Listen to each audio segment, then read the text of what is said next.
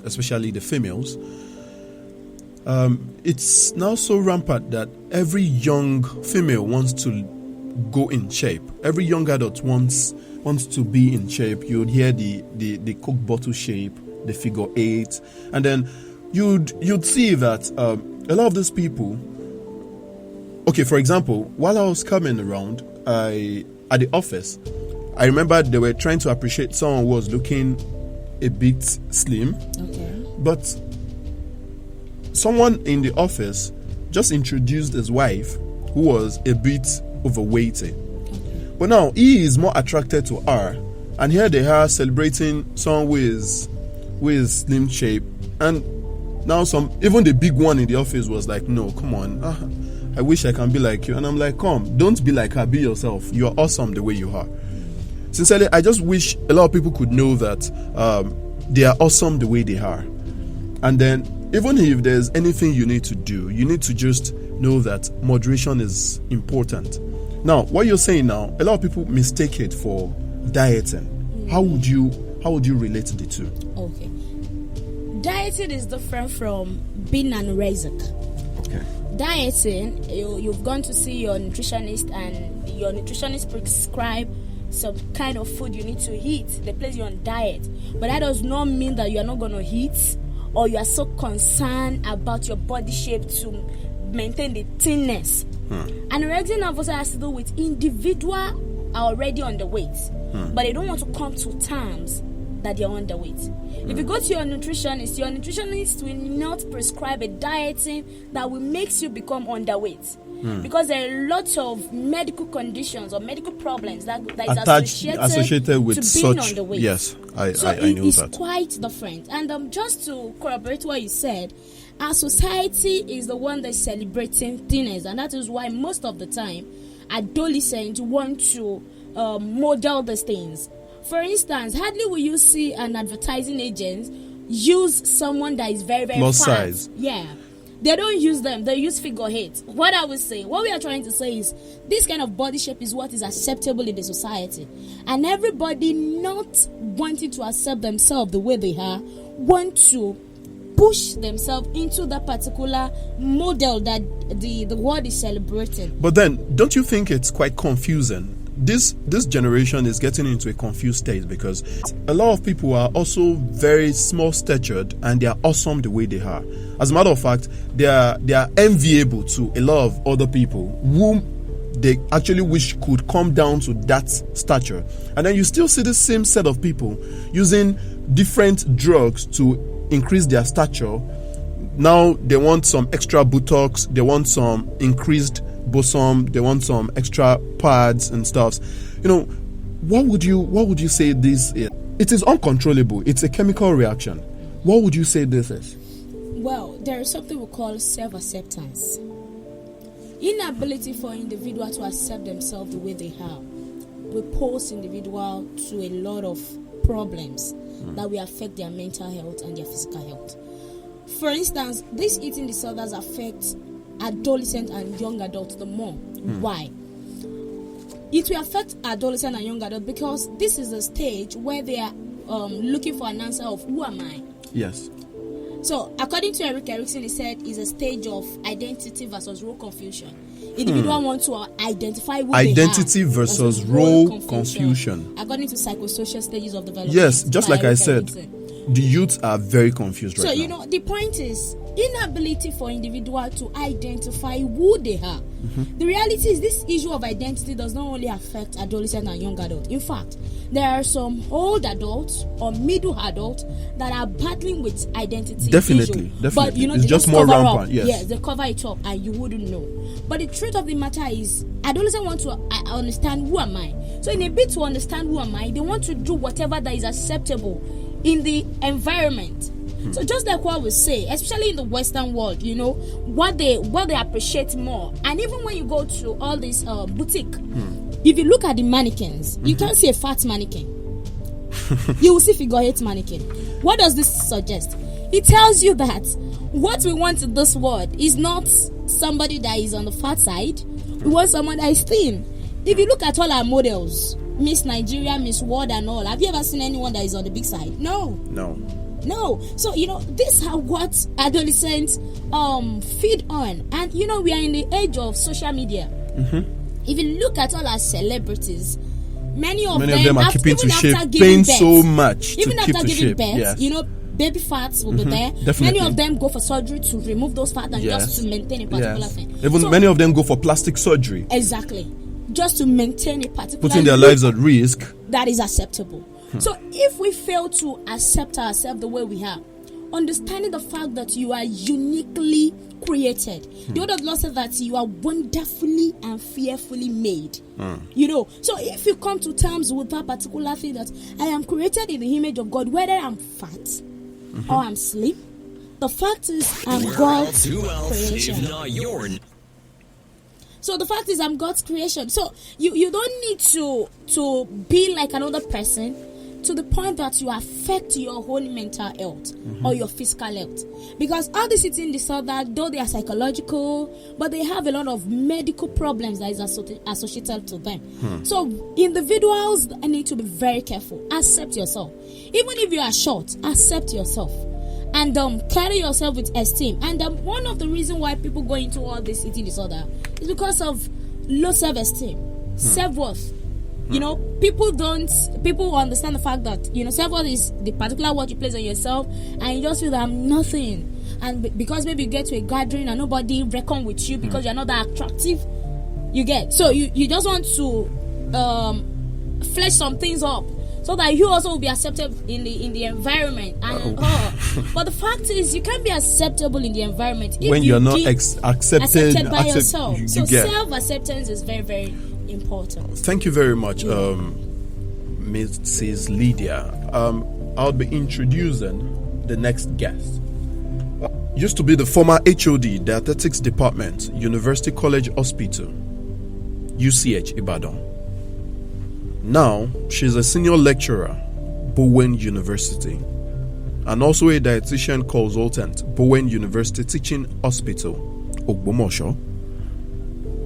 She's a passionate dietitian counselor.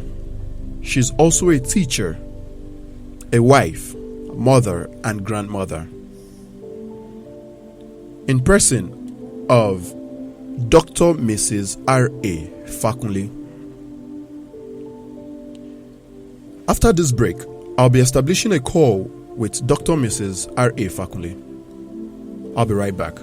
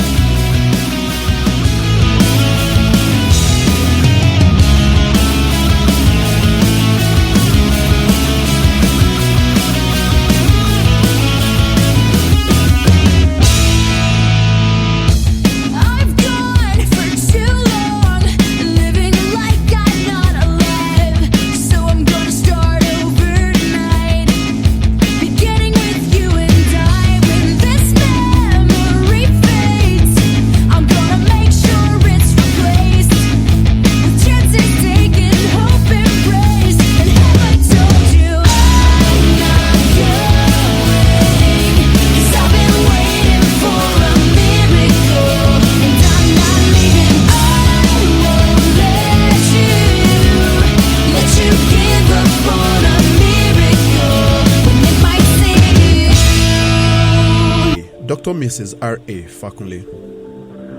I earlier said she is a senior lecturer of Bowen University and also a dietitian consultant, Bowen University Teaching Hospital, Ogbomosho.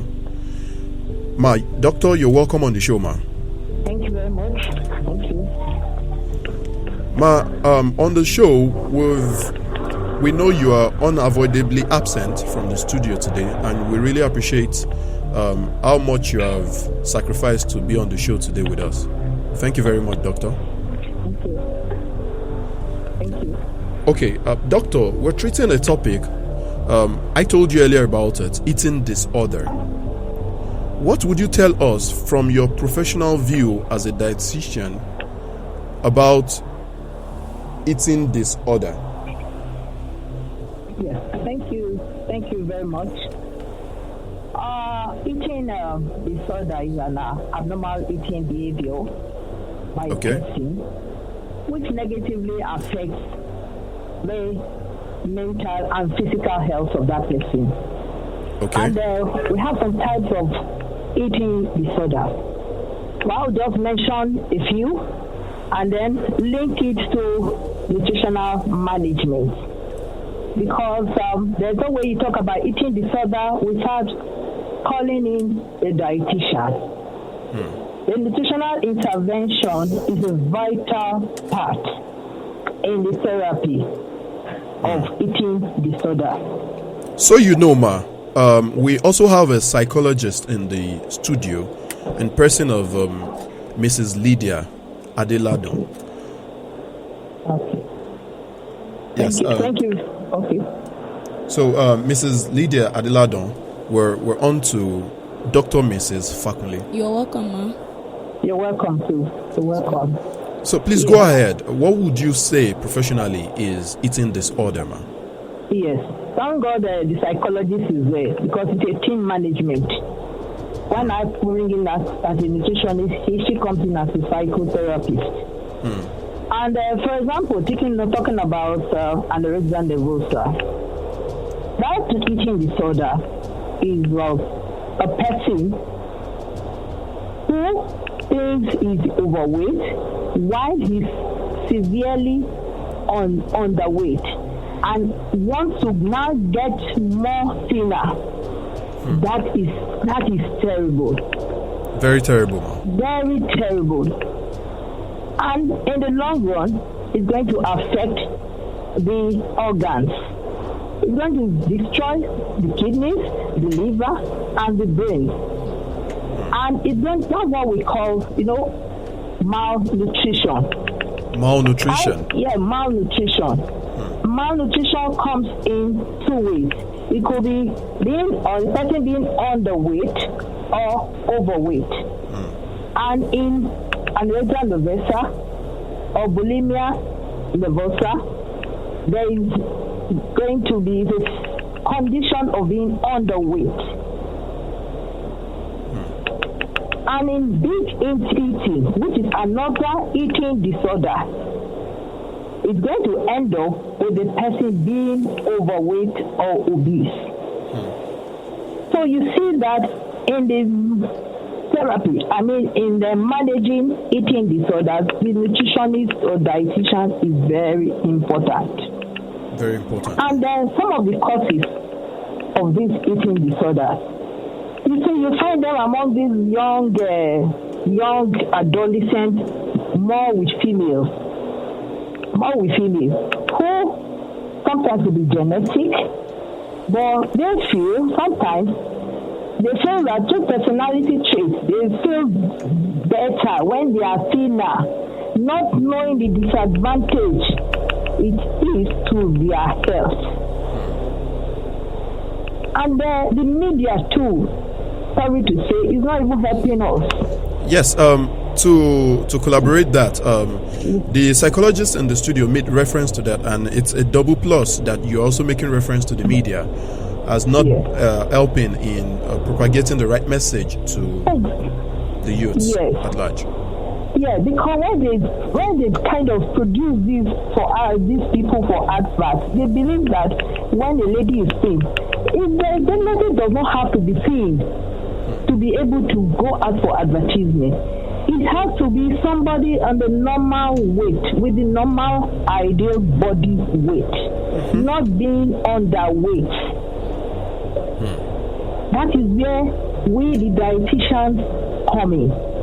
We have to make sure in a smooth through counseling, make these young girls or adolescents aware that they are at risk, their health is in danger with the nutritional factors. When we talk about nutritional factors, that is talking about their weight. We have what we call the body mass index. And when it's underweight, it is dangerous to their health. So that's where we now come in. You see, most of them, they do it, but not even eating, they starve themselves. They starve themselves.